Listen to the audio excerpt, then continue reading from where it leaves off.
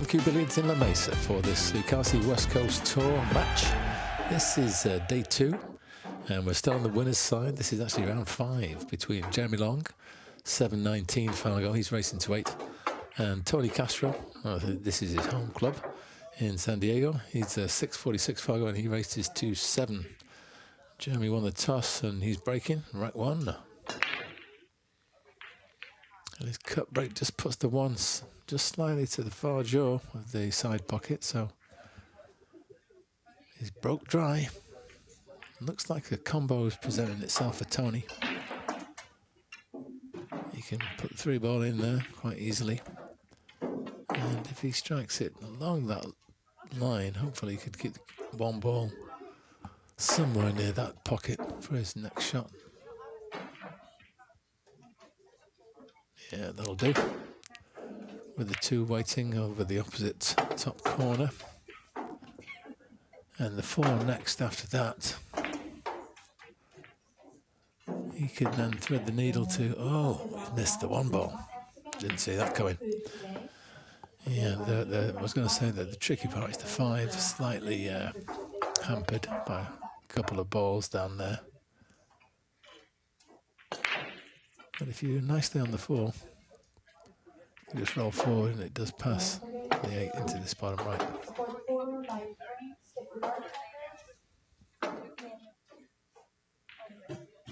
So, just playing out 1 rail, I think. Yeah, he's gone slightly past the pocket line, but I think the cue ball's path now goes into the long rail. And that should check its progress and enable him to have a nice shape for the 5, so looks good.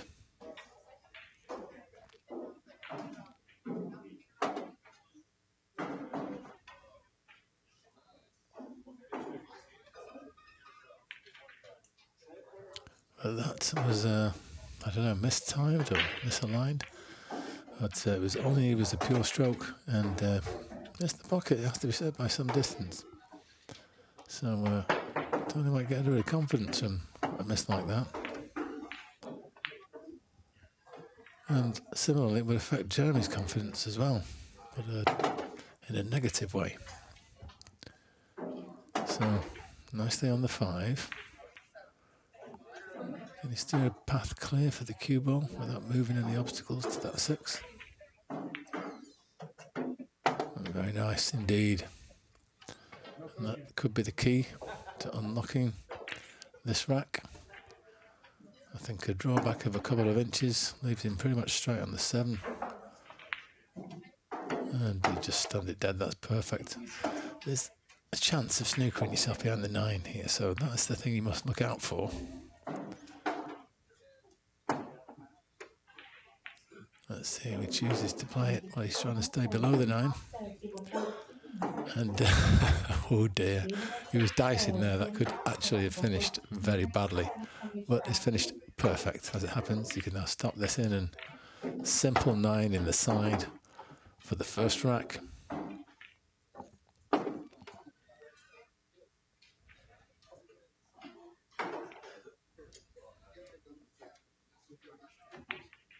So it's Tony who breaks in rack 2, leading 1-0.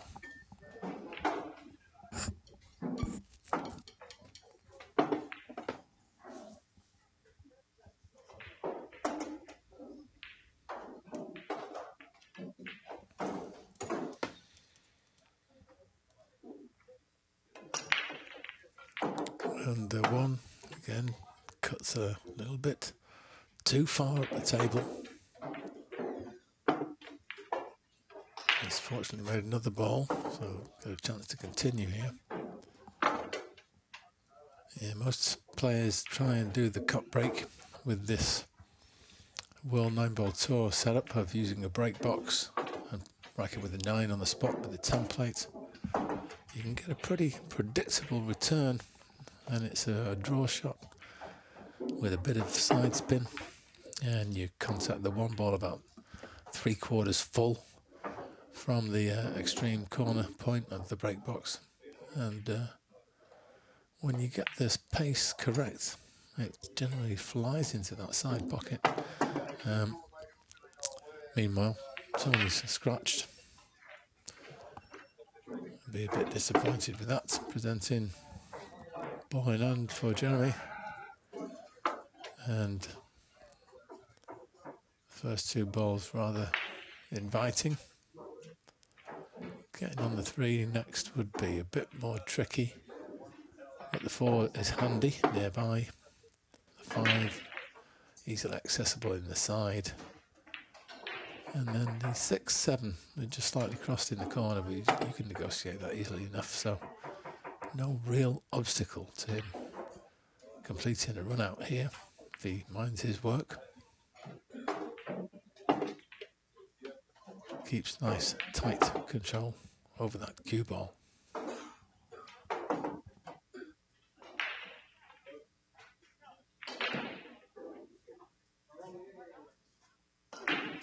Bit of right of centre striking, I think. Bit of check side. Oh, no, that could have gone wrong. Going into those two balls was not desirable. And he's a little bit tree-topped. The strike at the cue ball here for the 5 in the side.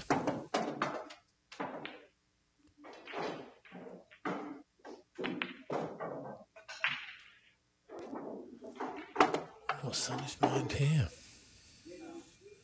Combination, maybe? They're not far out of line.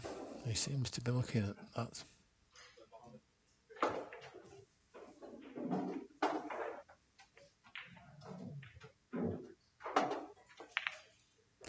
Great shot. Done well there. And slightly lost shape here. But it's a cuttable ball for sure. In terms of holding below the 8, I'm not so sure you could do that. So you may be travelling around several rails here, 3 or 4. Well, he's hit it too thick by a long way. Is he going to get away with it? Well, it could have been worse, that's for sure. Very easily have dressed that up over the side, but it's cuttable. This, I think I'd be tempted if I played it to put a bit of top and left-hand spin on this to steer the cue ball below the 8, but Tony played the cross-side bank, and it's not worked out. It's kissed the 8, he's kissed the 9, and presented Jeremy with a simple finish. Level the match up at 1 rack each.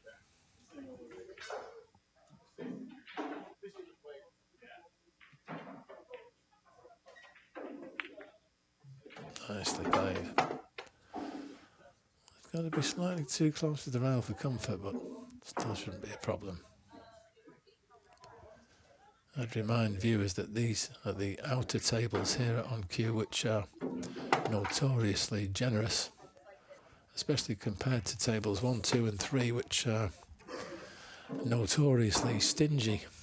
And there's some debate about whether they're 4 inches or 4 1/4, but they're certainly tight, and these are at least half an inch bigger.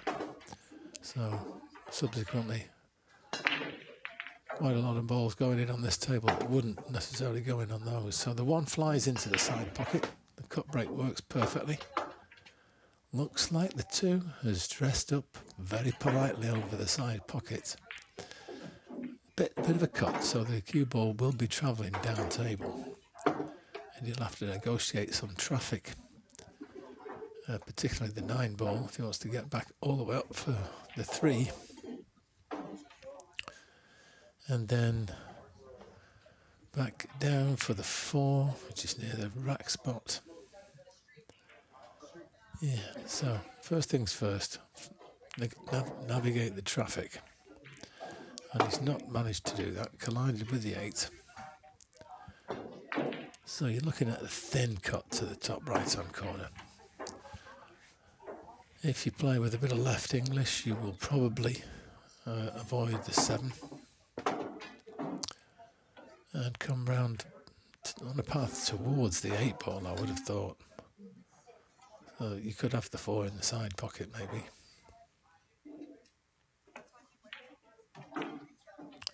Oh, he's kissed the 4. How's your luck now? That's not too bad at all.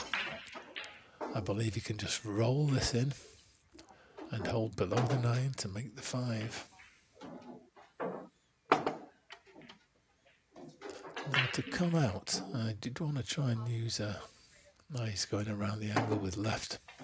Oh no, he used right. That's the one I was actually going to predict. I misread his tip position. Very nicely played. And again, a bit of bottom right. Nice control. A bit flat, but you can just do looks like a above centre striking. Yeah, he did. Put a bit of top right on it. And didn't have to play with a lot of power either. He's got a nice angle here.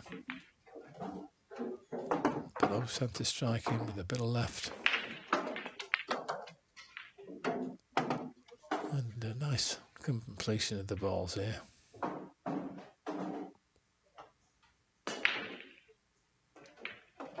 Nicely done. And Jeremy takes a 2-1 lead. Tony Castro breaking in rack 4.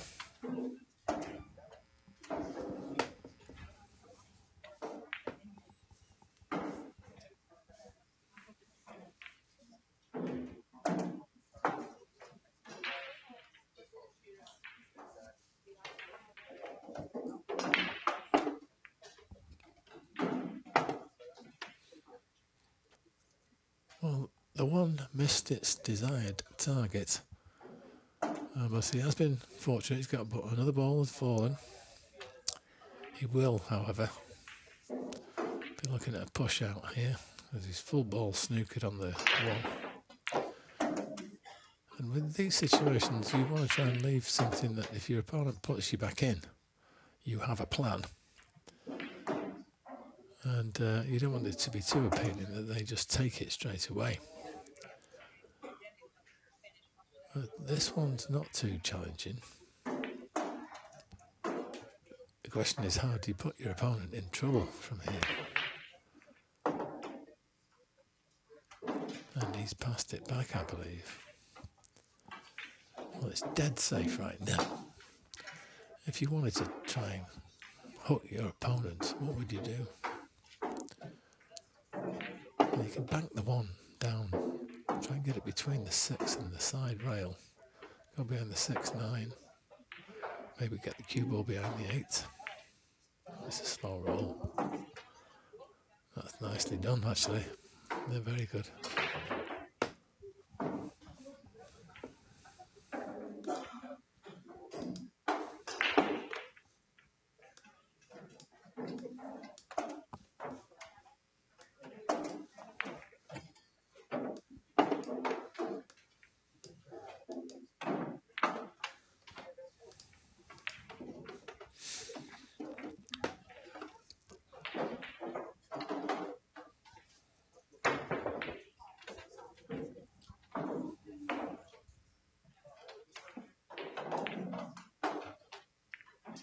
Oh, and it's got to dress up over the corner. So a great opportunity for Jeremy to further extend his lead here.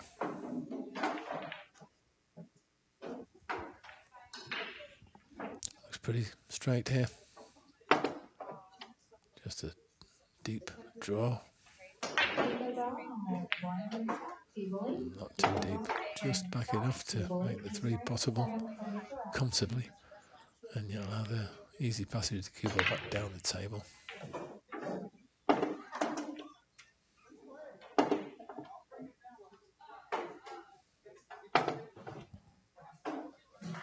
Another short drawback. More of a punchy stun, I'd call that, actually, that he played off the rail. Very nicely done.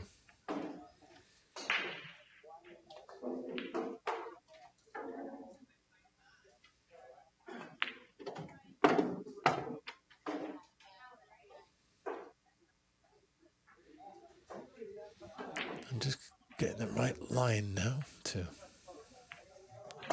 avoid the obstacles.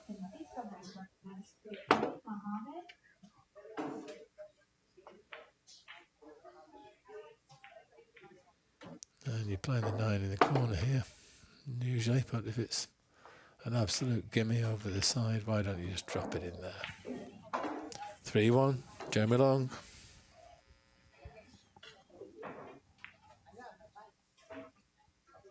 With the break. Midnight 5.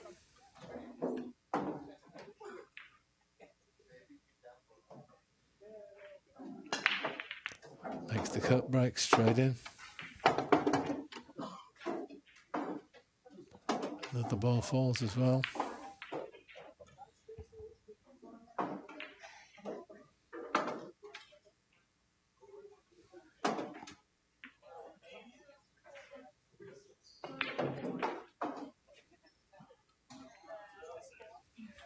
Looks like it was the 6.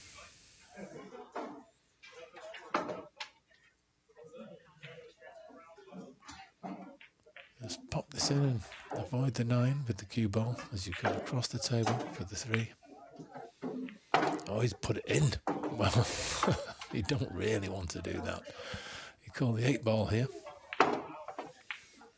But you don't call anything, you play a 9 ball. You don't try and combo it in. Oh, it's going to stop on the jaws. That's this table. That would have fallen anywhere else, I'm certain of it. But there's old cloth and there may be a bit of residue gathered on the lip. So Tony is a gift presented to him. And manages to leave the 8 over the corner, which is a bonus, considering how much pace he played the shot with. He controlled the cue ball nicely for the 5. He wants to get out into the middle of the table here. That's good. You can just run forward off the short rail. Doesn't need to come too far back up the table. Yeah, that's ample. Slight angle would be ideal. You don't want to be straight, really. Yeah, but he could end up playing for this in the side pocket. It's a bit easier than trying to gauge the line for the corner. Whereas that way, rather intelligently, once he got the spin on there, the bounce was taken along the pocket line towards the 9. So we had a bigger margin for error. So, nicely thought out there by Tony and well executed. He brings it back to 3-2. And he will have the break here in rack 6.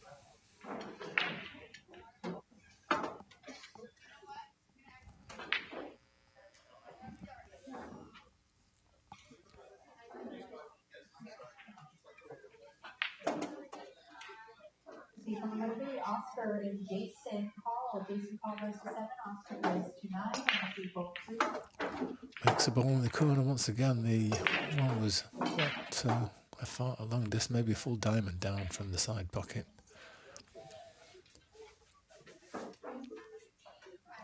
So he's going to have to shoot at the 1 here, and I don't think there's an attacking option available. So I see a thin cut, a thin edge on the right of the 1, playing it with right hand spin, flick the cue ball around 3, maybe 4 rails below the 2-9.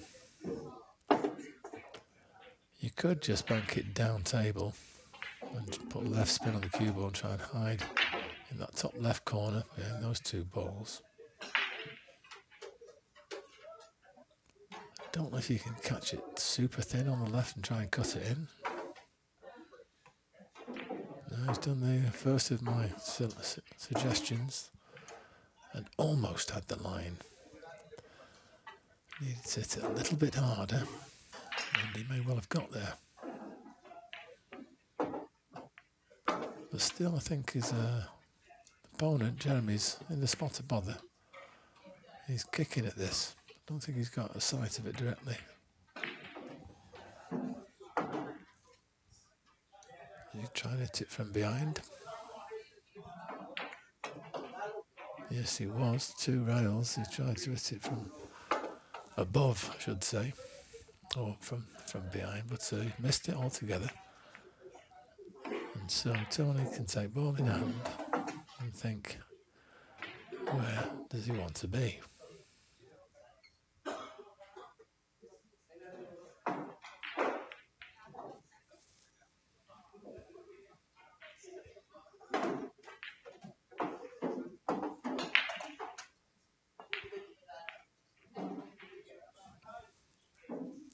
Trying to work out where he wants to be on his next shot.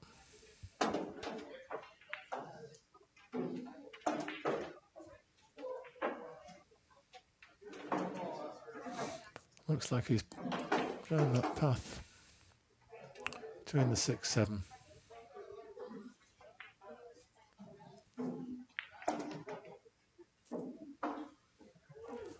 That's pretty good.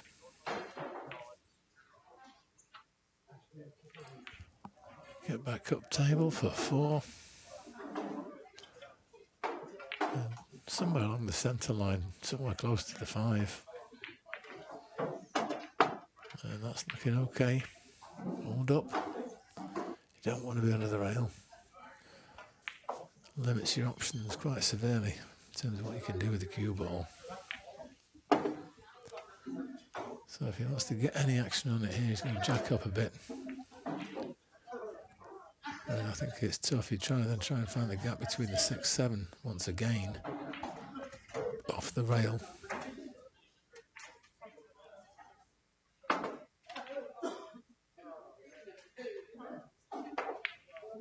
Yeah, it was very demanding. And in the end, you have to say it wasn't perfectly executed. And he ended up rattling it. He's gotten away with it, considering it could have been a lot worse. So this will be a thin edge. He's playing with top and left.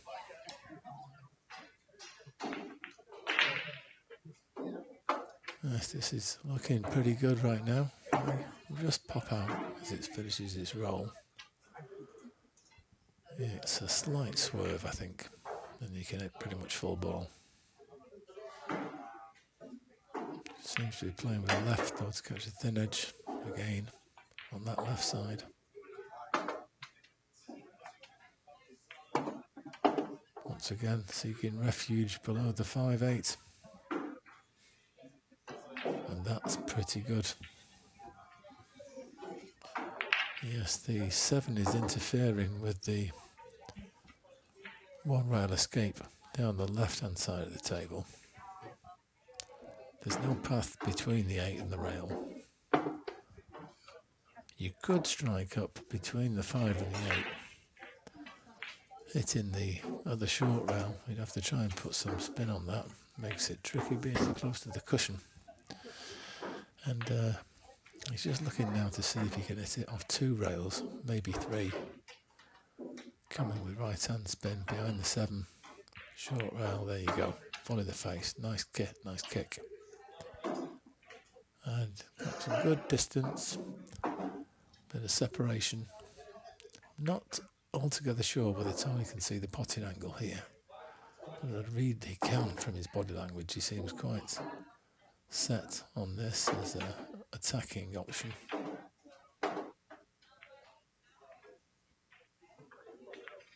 Yeah, he went for it all right, but he overcut it. Has he got second best? He surely has. The roll is with Tony at the moment. Let me see. How do you kick at this? Well, you can come short rail and directly into it, or you can come 2 rails and flick it more fully from the long rail. That's what he did. And oh, it nearly went on the side. Has he snookered it behind the 7? Oh, I think it's popped out, you know. He may even be able to cut this in the top right bag.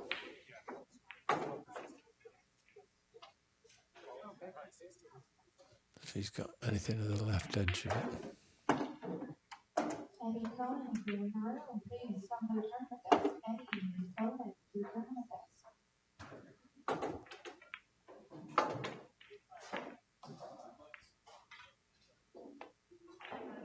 That's what he tried.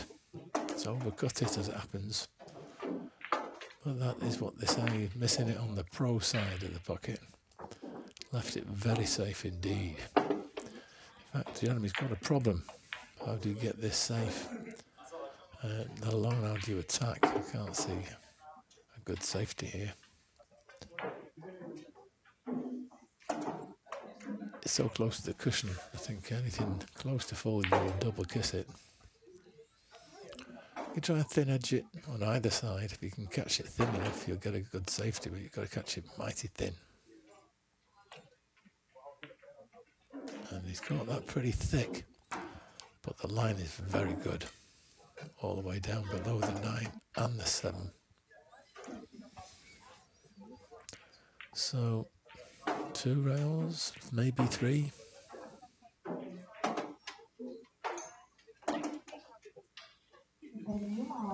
I think the 8, 5 are interfering a little bit, particularly the 5.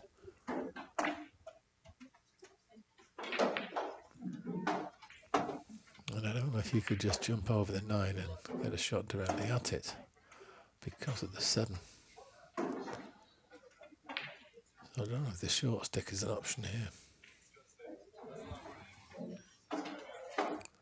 Yeah, from here, it looks like he's got the jump stick out anyway. I was going to say if you were to play towards the right hand long rail, just below that second diamond, from where the cue ball is now, if you can avoid the 5, come on but just below the 5, you might well be on a line that's going close to the 4 ball.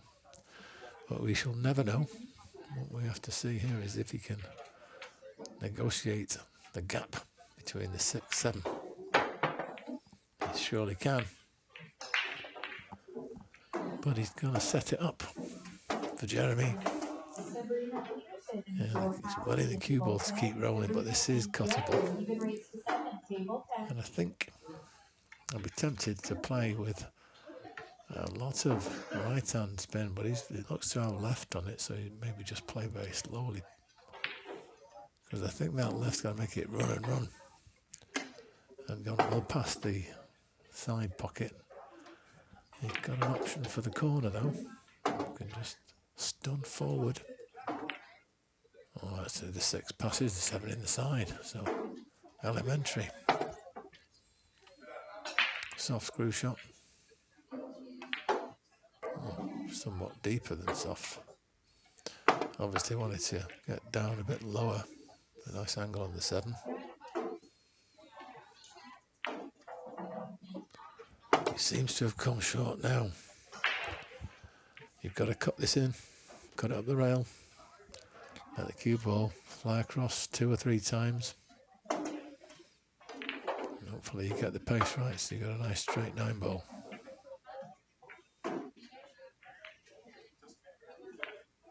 Perfect. That'll do.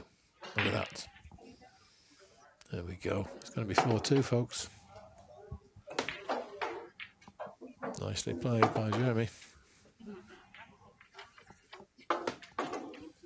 And Jeremy with the rake in rack 7.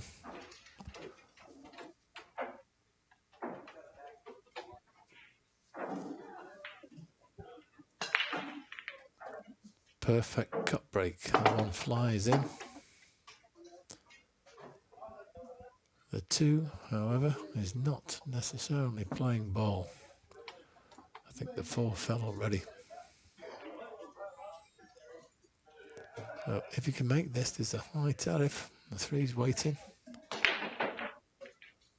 You've almost got to catch it rail first with a bit of right hand English and flick it that way. May give you a better chance of potting it. Or you just got to catch it perfect, as thin as you like.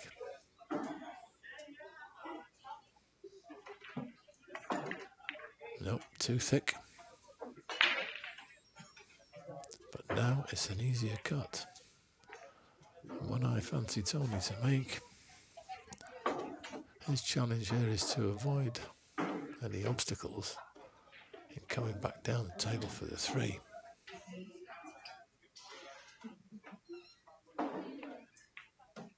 he's done a nice job of it. I think he probably had a bit of right-hand English to check the path of the cue ball, keep it away from the 5. Now just checking to see the 5's path past the 7 is clear for that top left corner, which of course will be his next shot after this one. I think a little bit of left-hand English here would help, not too hard. Swing the cue ball wide towards that long rail, and then along a line approaching the 5. He's just below the pocket line, so following forward seems to be a good option. Making contact with the short rail, a bit of top and left-hand English, get it running around the angle and back down the table towards the 6.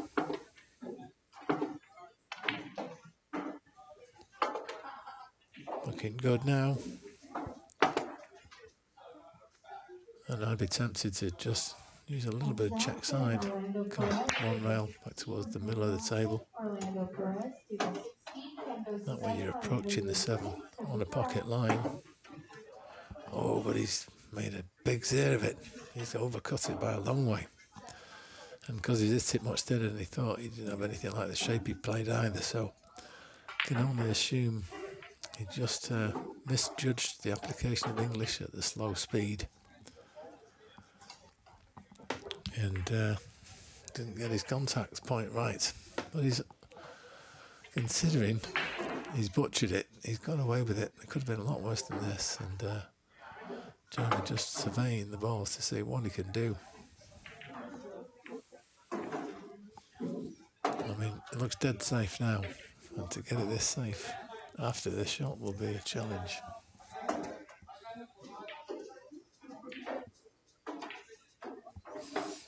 Where will the 9 go if I hit it here?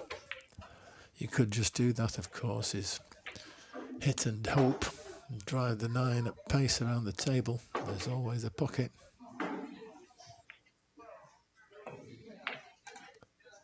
Yeah, I mean, you maybe try to get it in that bottom left. It's certainly faster line going in that general direction.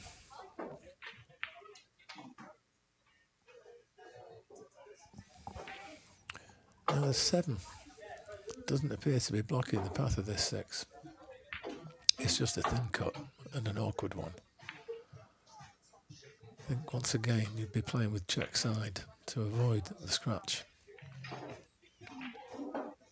And you've got to allow for considerable deviation in the path of the cue ball, so you're aiming to hit this very, very thick indeed. And that spin would swerve it away from the contact point. So quite a tough shot to estimate, but it's one, if you've played it a few times and you've gotten it, you kind of have a feel for it.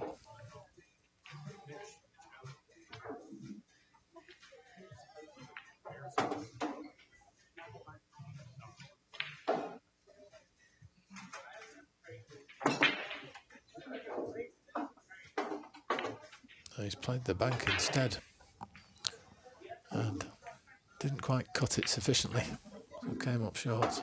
But that's not a bad way of missing it if you're going to miss the bank. He's left it dead safe. Okay, he's not got the initiative. That's something Jeremy could seize here with a very good safety. I can see you could play a thin edge off the right of the 6. The cue ball coming out of 3 rails, maybe 4, to come below the 8.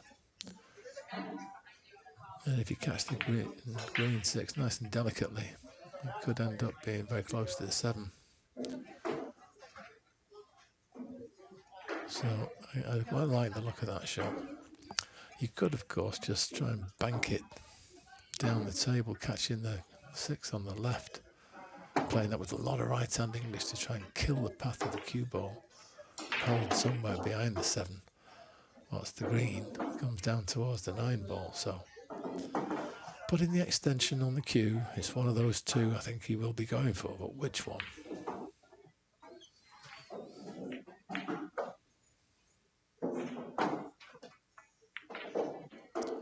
former. Although he caught the green 6 a little thicker than desired. Hence it moved a lot more down table, and Tony can see and pot this, I believe. And with a bit of bottom, you could just play off one rail, but he appears to be striking above centre, so he's coming round off 2 rails. A nice smooth stroke required here.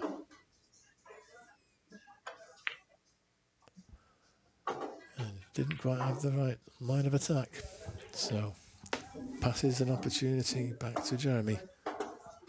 And this would be a 5-2 and rather commanding lead. We can finish these 4 balls off.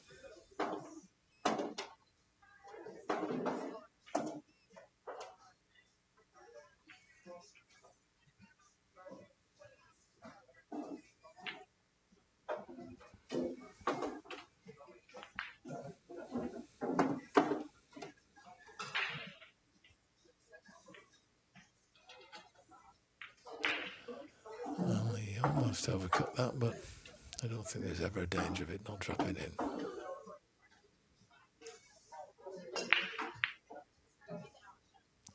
And just one more simple stun shot. And you'll have a 9 over the pocket.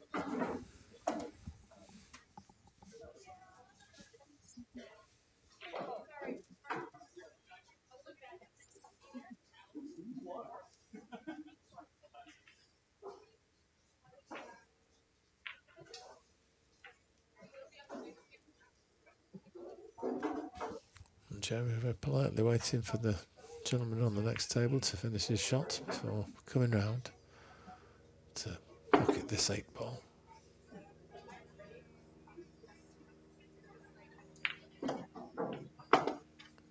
Nicely done. And there we go. So it's rack 8. Jeremy with the break, leading 5-2.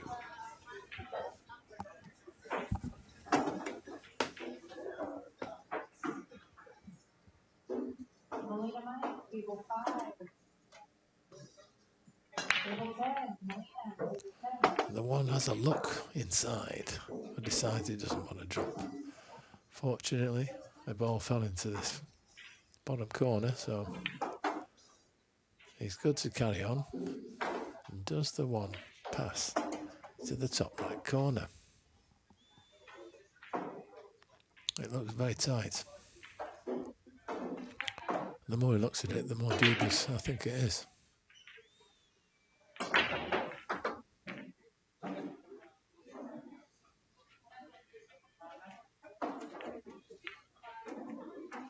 Yep, it was not really accessible. I mean, maybe if you were dead straight behind it, but had to be perfect.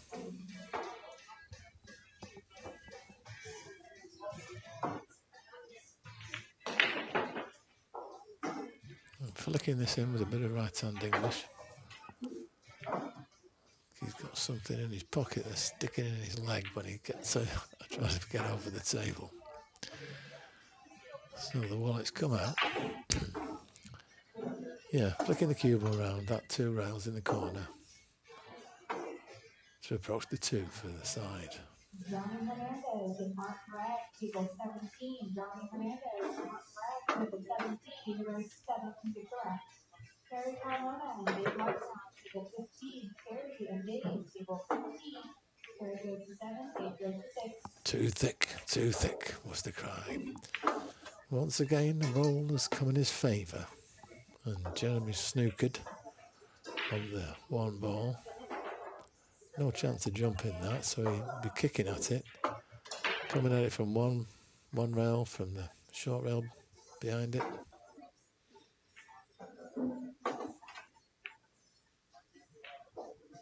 And got a good contact and nice separation. Don't think it's quite a snooker, but the 1's come and nestled up. So it's completely safe with the 8 ball. You could use the 8 as a stopper. You can catch it thin on the left-hand side as Tony's looking at it. Leave the one where the 8 is, and miss the 4 and get the cue ball back down the table. Alternately, you're trying to bank the 1, separates them both that way. I picked a hybrid of the 2, trying to hide the cue ball behind the 4, 9, but he's not done that. And you can drop this in.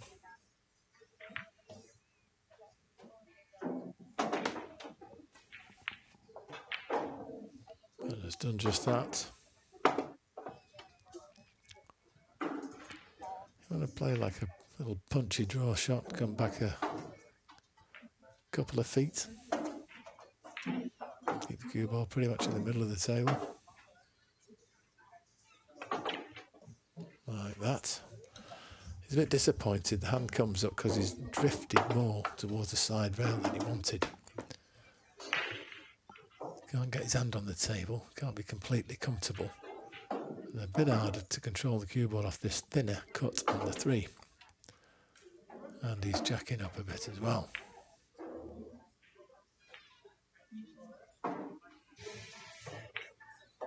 Makes a good job of that. Nice recovery. And a perfect line on the 4 to get up table with the 6.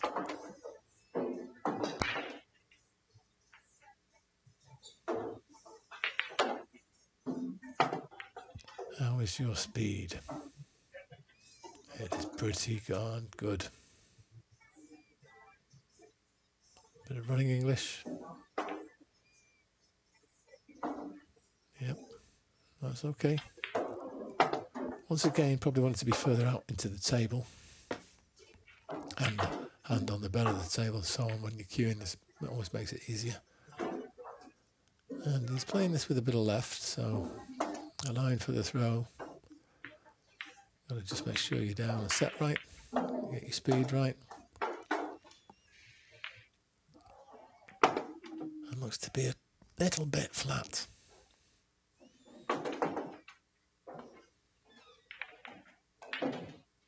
Yes, he's taken his medicine and left the cue ball right there. So where are you putting this? In the middle? Much narrower opening in the corner, but from here, if you're lined up. Yes, he's missed it. And in fact, I think he's going to concede. Yeah, because that's dressed up over the corner. Yeah, the danger there, the mistake was finishing completely square on the 8. And I think he maybe tried to pinch a bit of an angle, but didn't manage it. And that 9 was tough in the middle. Very tough indeed.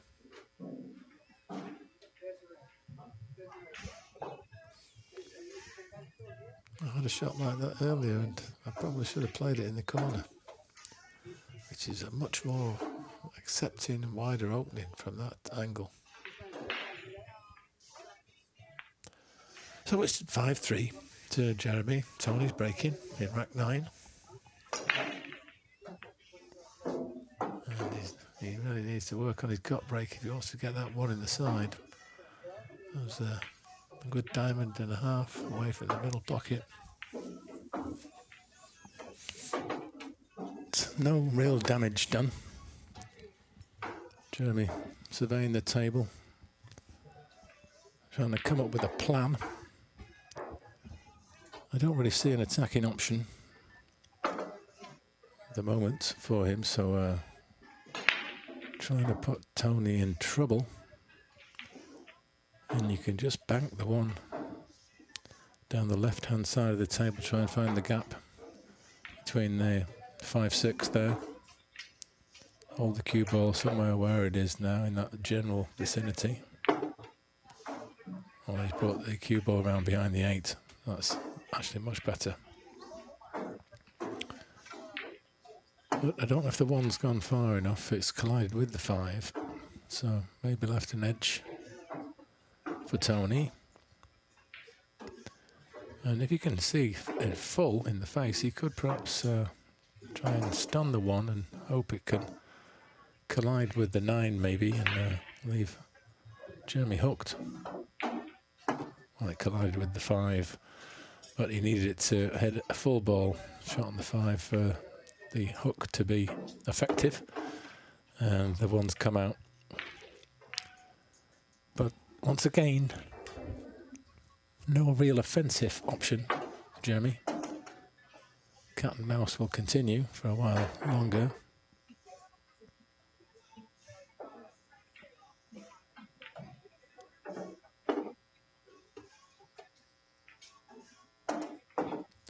And that's not a great shot. He needed to be much thinner if he wanted to get the cue ball behind the 5, behind the 9, sorry. And as a consequence, he's left a good opener here for Tony. He can stun this in with a 2 in the side.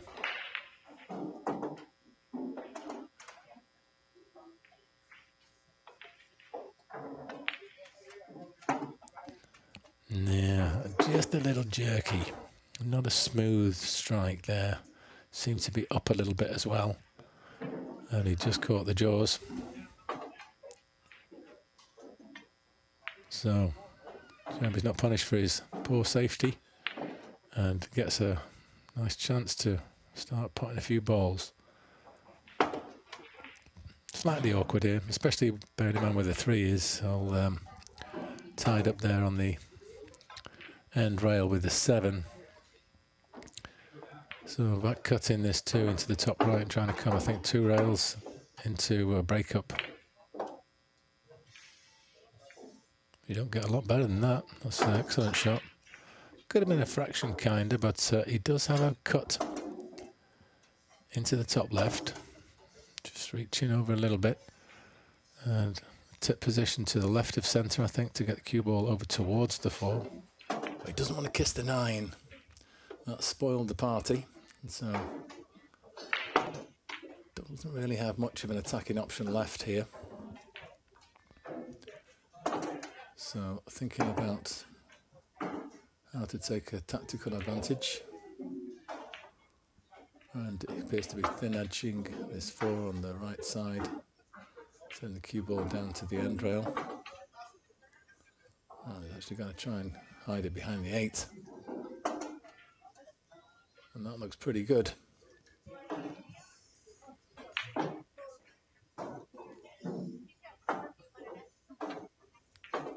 Can see a 1 rail kick, but Tony doesn't like that.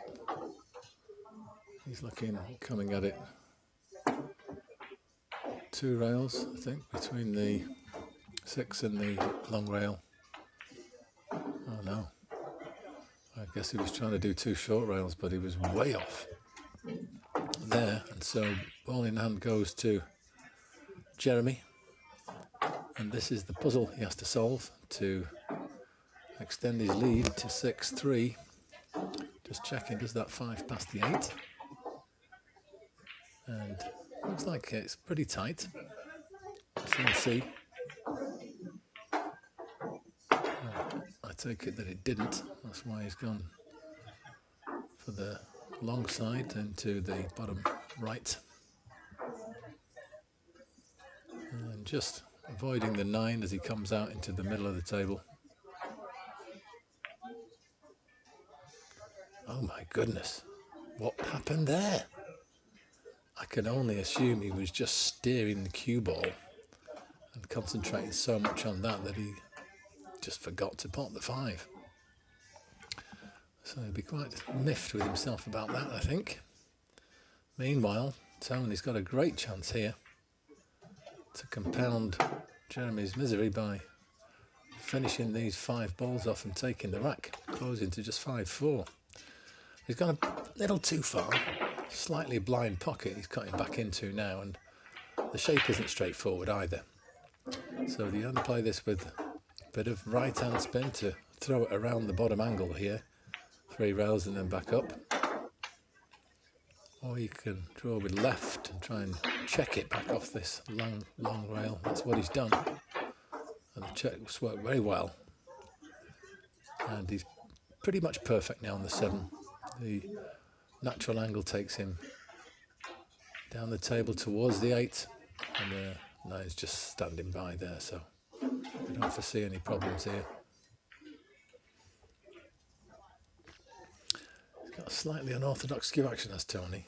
Lots of little waggles. It's all very much about the feel, how he feels the shot. And when he gets going, he can certainly knock him in.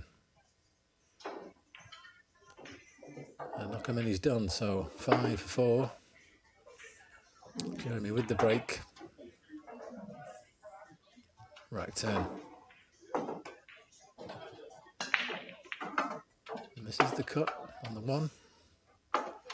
But very often, as you've just seen, when it misses the cut by a narrow amount, it can bank into the top pocket on the opposite side. So that's what it's done. And he's finished absolutely perfectly on the 2. 3's down table, waiting. 4's already down.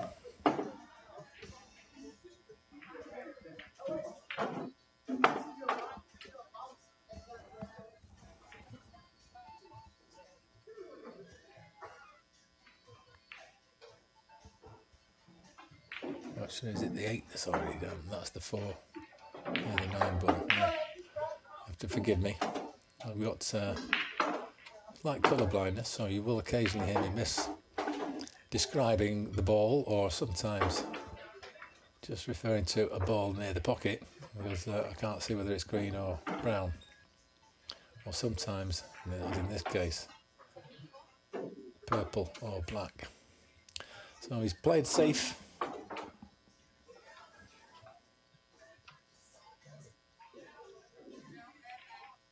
But I think Tony's certainly got an edge on the right hand side of this 4. Could put it into the 6 and then a bit of right spin, get around that angle and head down, try and get it behind the 7.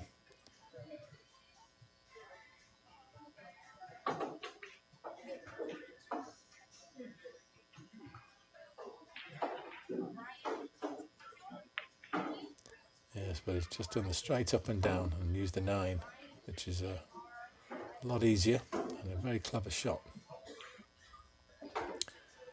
Caught Jeremy in a spot of bother here.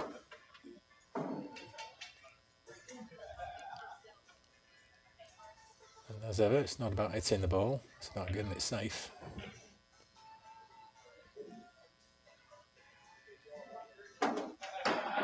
Maybe going for the short stick.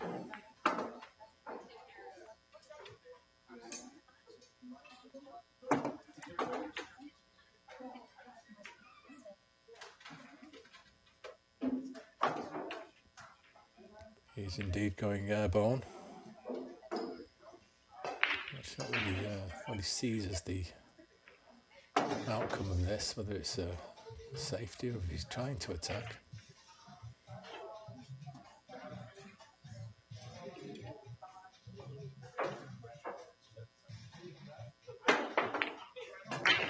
I think there was a shot there to bank the 4 onto the 9, maybe for the win.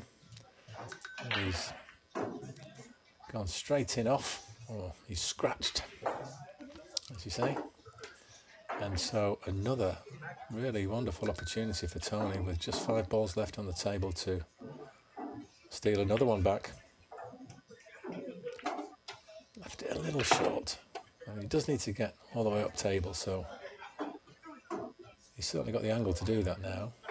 If he wants to get the correct side of the 6, say to the left of it, I mean, need a little bit of right-hand English on this.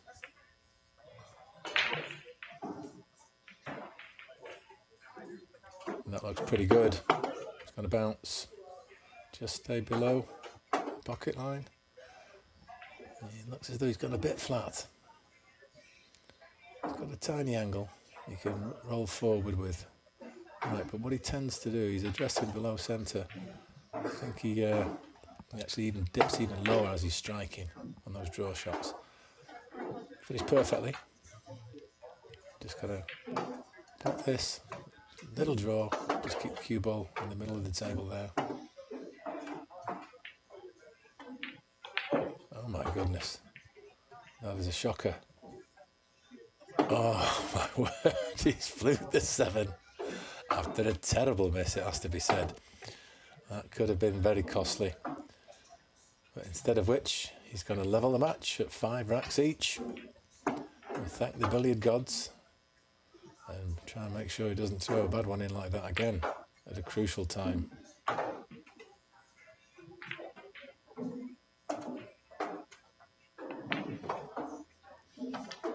There you go. Tony's going to be racking the balls because he'll be breaking in rack 11. And we do appreciate you watching the channel. Please subscribe if you haven't already. It really does help us keep this channel going.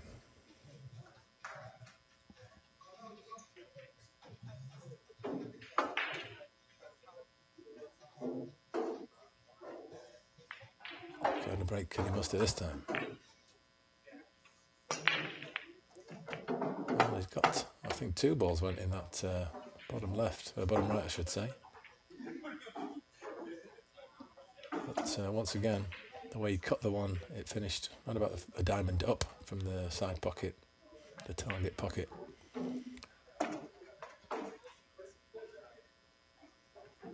I'm not sure if he's got a sight of the one past the stack. Judging by how quickly he's getting down, maybe he has.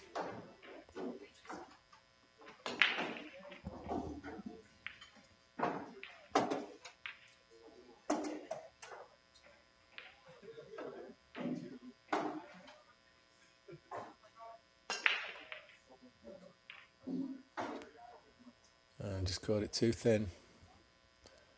And may have sold out a chance to Jeremy here.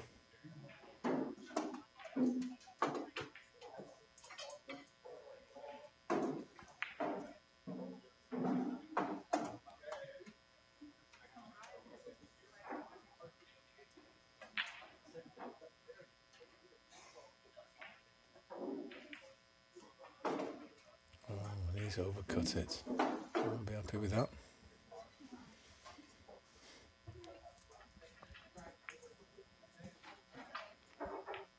And still cuttable, this one ball.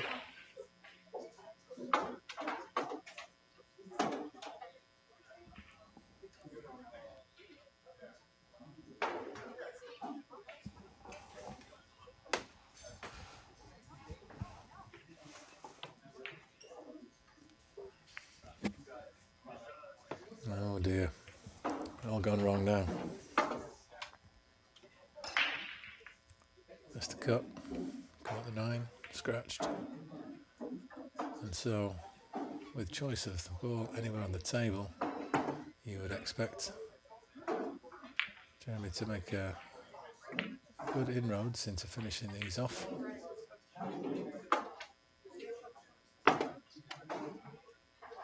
Tricky shot is 4 to the 5, obviously.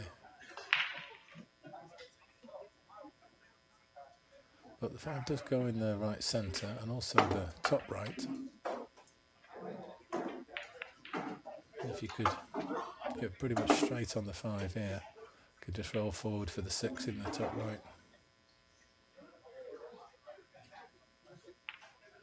Yeah, that's the easiest route. I think he's just a bit short of the pocket line, so probably roll forward into the 7. You can probably just nudge that towards the short rail and still have a nice angle on the 6. Assuming it's fairly thick. I don't think it's too much of a cut, this. Yeah, just works out fine.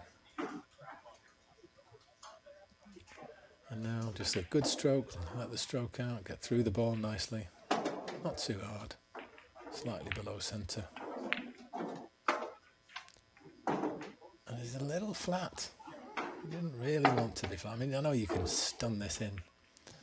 It's top shot and still cut the 9, but you'd rather not have the cue ball whizzing around the table. But he's going to have to take his medicine. So a little bit of outside just to get to the middle of that first row on the left. Oh, the middle pocket. He certainly didn't want to play it that close. He breathed a sigh of relief as he takes a 6-5 lead.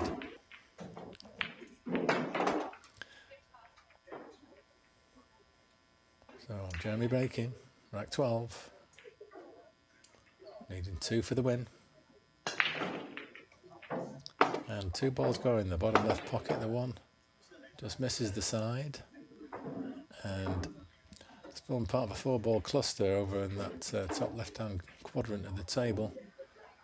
So nothing easy here. I think he's got a thin edge on the right of the one, but we do well to avoid counting other balls. Matt Servant and Phil Prentice, table 14. Matt Servant, Phil Prentice, table 14. Matt goes to 6, Phil goes to 7 on the track. So pushing out. And seems to be playing the 5 here, just off the 5. Oh, I just passed it anyway. Yeah, just wanted to get the cue ball tight on the rail to limit Tony's options. You can play a combo here. You could also cut the one a bit from on the left side and bank it down table and try and get the cue ball to stay up there. Went for the combo, missed it, and there's sold out a chance.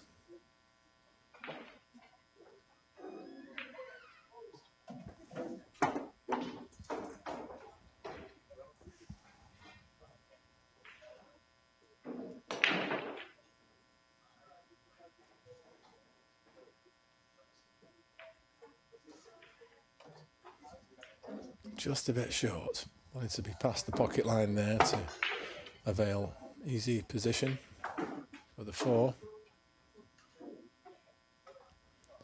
Now he's probably going to have to just draw back a few inches, take the thin cut, unless he wants to try and power it around the table. Let's see. Yeah, he's tried to, but kissing the 5 like he did, he's a distance away now, and no better an angle on the 4 than had he just drawn back a couple of inches. So sometimes you have to just take your medicine on those, I think, rather than trying to get too close to the next ball. It's still easily cuttable, this, and you will get automatically in the right part of the table for the 5. Just got to avoid scratching where his hand is. Oh, he's kissed the 9. That's a disaster. Yeah, coming down that side of the table, it took the scratch out of the equation, but there was always collisions like that one. So I think maybe playing it with a bit of right, for me anyway, I had a clear pass down table, but I mean, he's a 719 Fargo, so we'll give him the benefit of knowing what he's doing.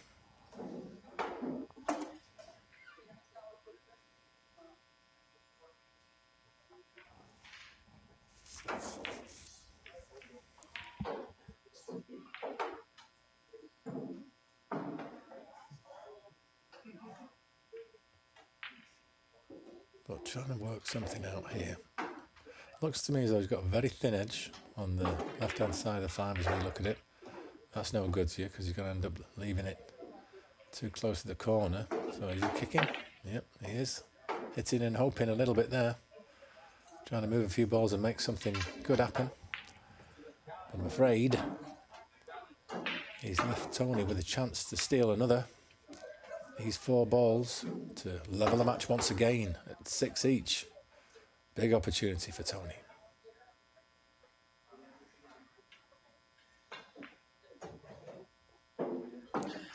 Well, depending how thick this is, you could maybe just try and play one rail with a bit of top and left, hitting that short rail somewhere round about the middle, and then checking back from a shot on the 7.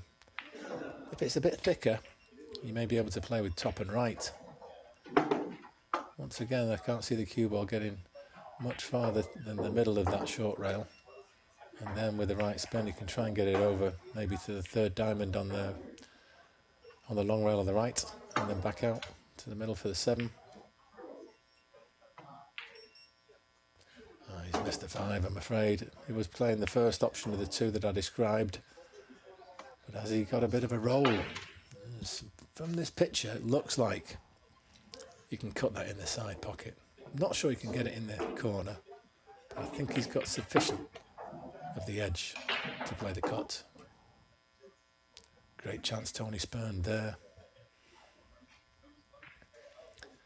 Yeah, a bit of top and left, and maybe he just Didn't quite get the allowance for the spin.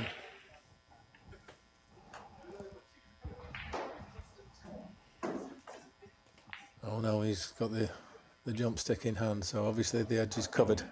But he would be only jumping over the very edge of the 9 here, so he doesn't need to get a lot of elevation. Makes keeping the cue ball on line a bit easier.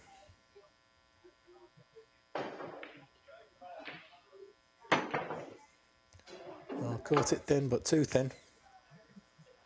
But that's not a bad kiss on the 9. Cue ball finds the short rail. This is makeable, absolutely. You've got to trust your cue action, your sighting, your alignment, and just play it very gently. Just try and push the cue through straight and roll that 5. Nice steady pace, it'll have a chance to drop in even if it's not 100% on line.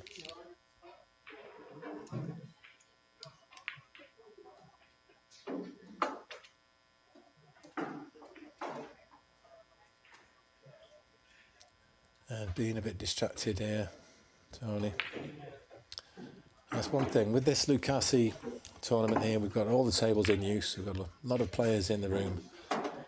And so you're having to give way to players quite a bit when they're playing a shot on the adjacent table, and also people coming in and out of the bathrooms and trying to walk down the room.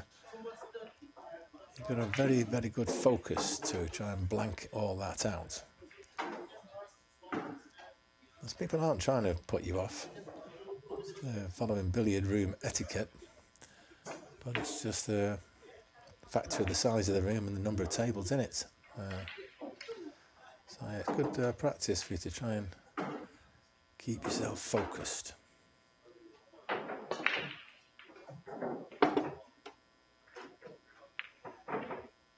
And he's done it. Very nice. Roll forward ever so slightly farther than would have been perfect.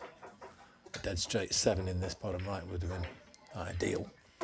But I think he can still make it and stun the cue ball off the long rail, back out into the table somewhat for the 8. Interesting, he appears to be queuing up quite high up the ball there and then drops the tip down on impact. So he's got a nice angle here. Pretty much do anything he wants. I'd be inclined to play with top and right, but it looks as though he's going to the left of centre here. So just, oh no, he did have a bit of right on it. Not a lot though. And he's finished quite a distance away from this, so this is a pressure shot now. You want to try and leave yourself easy 9s, unmissable 9s are the best of course. But this one is a tricker. Very thin and you're playing at a rolling pace, so if you miss it's got to hang up.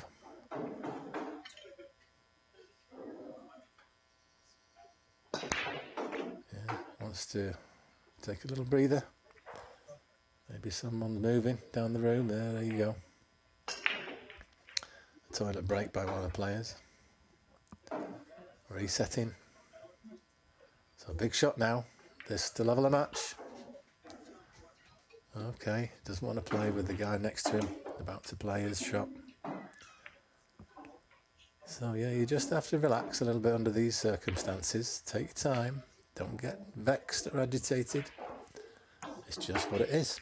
Just give way, take your time, have a breath, reset. Focus once again on the ball. What's he looking at now? Somebody behind him this time. Yeah, it's the same fella on the next table, just getting on with his game. Yeah, we're all different in terms of how sensitive we are to activities going on nearby and how much they can intrude into our concentration.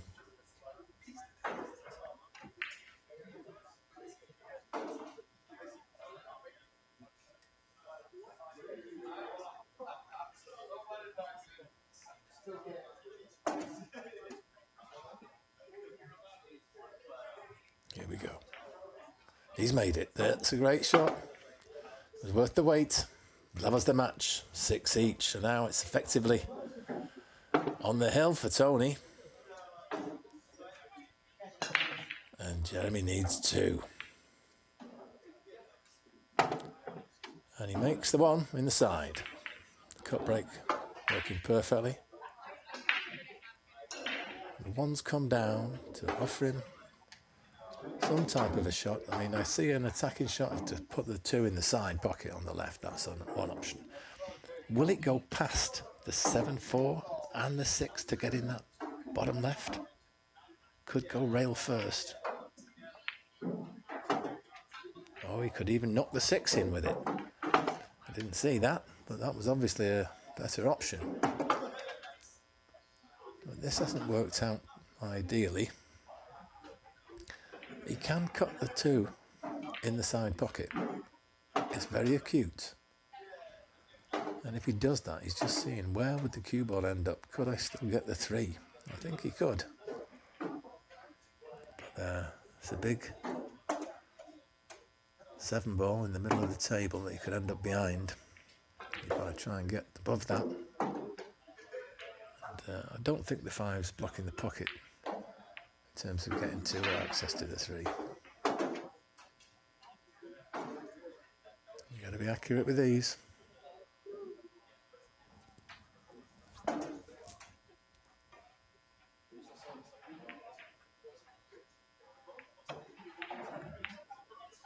I think he just played the hooks, plain and simple, didn't want to chance it.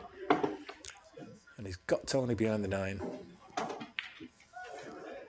That was indeed the time when the discretion was the better part of valour. I think had he missed that, or maybe even potted it and hooked himself, it wouldn't have been to his advantage. So has to get a good result from this kick. And I don't think that's it. I'm pretty sure he'll cut this in the bottom right. It's a bit of a cut back into a blind pocket. But I think there's potential to find the gap between the 7-9 with the cue ball. Some below centre striking. Maybe a trace of left, which become running side when it hits that cushion on the long rail.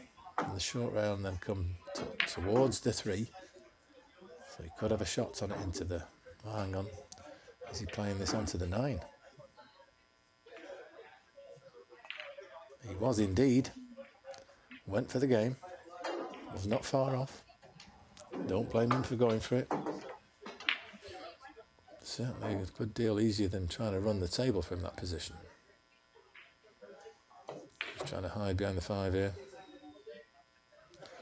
Oh, that's a poor shot.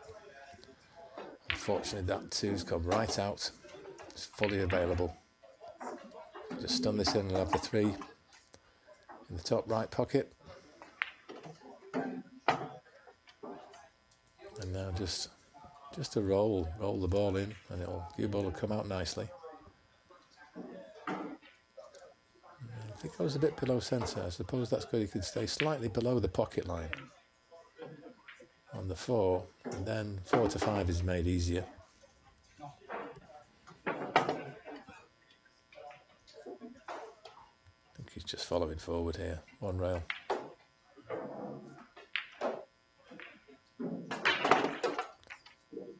And then bottom left, I think.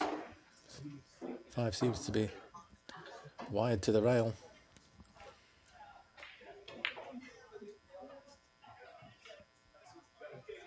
Just reaching the middle of the table. I'll just drop this in the side pocket. I'll have to draw back a bit though, so a bit of force required. And it was a simple stun actually. That was much better. Nice angle on the 8. A natural just to bounce up and leave an unmissable 9. And Tony can seize that rack. So now both players are on the hill. A hill-hill match.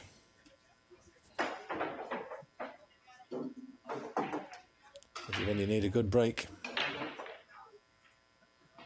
A few Nyan snacks on the adjacent table.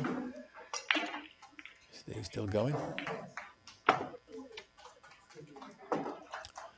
And that's not the ideal break when you are hill-hill with a player of Jeremy's calibre. A scratch break, scattering the balls far and wide and giving him ball in hand. Well, you'd have to go second favourite if you did that. And I think that's what Tony is at the moment. Needs an error from Jeremy to stay alive in this tournament. And he's just looking now at the lay of the balls to see what his pattern's going to be. You would have to say that this is the key shot to the rack. If he gets on the 2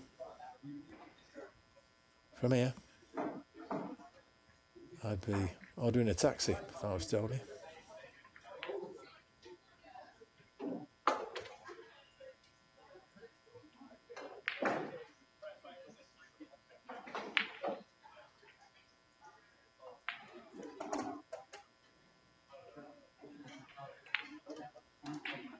How's his line?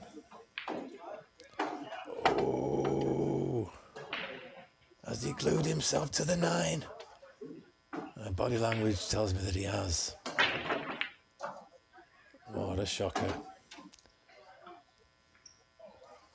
There's always going to be difficulty negotiating traffic, but I thought he'd actually got a clear line. But once it rebounded off that long rail, it was clear he was too close to the 8-9, and that's put the kibosh on his attempt to run out. Having to kick at this. Tony will be excited. He's going to be coming back to the table.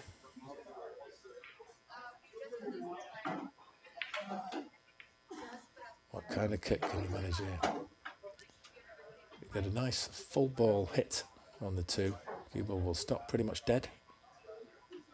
And the 2's got to hit the long rail and hopefully rebound into the shadow of the 8-9. So that area down table where Tony wouldn't be able to see it.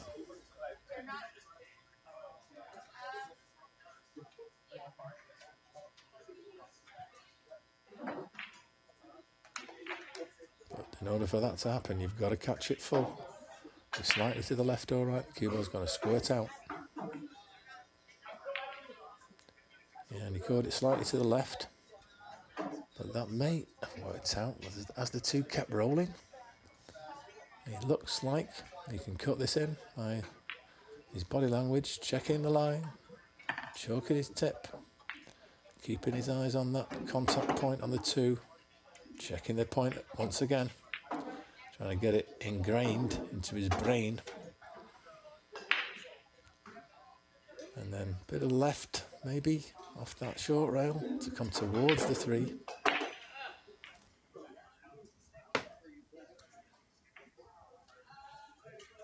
And he just about made it. Nicely up for the 3. And we'll probably pop this in and try and get a bit of a bounce off the long rail and get the cue ball out a little for the 4. Nicely done. Get past the 8 so he's not tree topped, because he needs to get up the table for the 5. You want to try and get a nice shape on it so you can position for that 6, which is a little tricky. You just want to be below that to shoot it in the top right and draw back for the 7.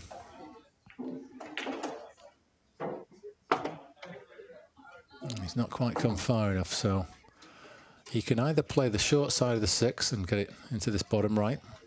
He could get there off 2, maybe 3 rails.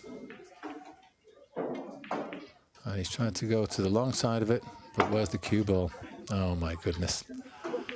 And unfortunately that was always a possibility with the line that he played.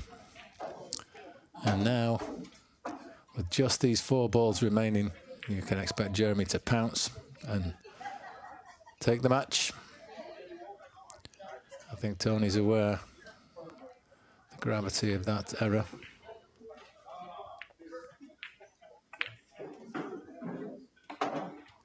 He doesn't want to be straight.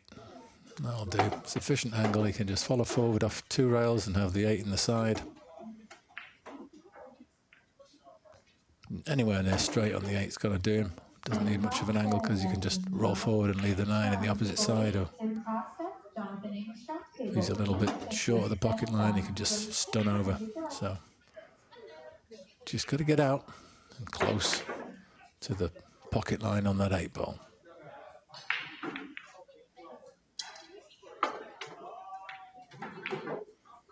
He's a fraction short, but I think he'll do a little bit of backspin here and just draw back for the 9 in the same pocket.